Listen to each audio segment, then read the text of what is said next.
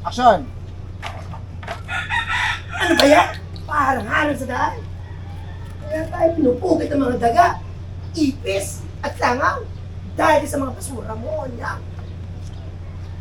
Ayun, pasensya na. Kasi dapat naman talaga dadalhin namin ito sa dump site eh. Kaso pinagpipilian lang para maibenta pa. Gaya, Aling Isabel, Lota, sinanay ang dahilan kung bakit malinis ang barangay natin.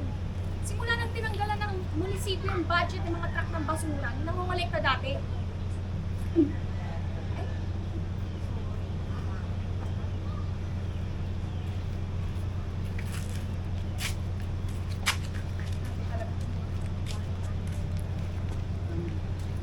Pasensya na. Nagpipilitan kasi yun natin sa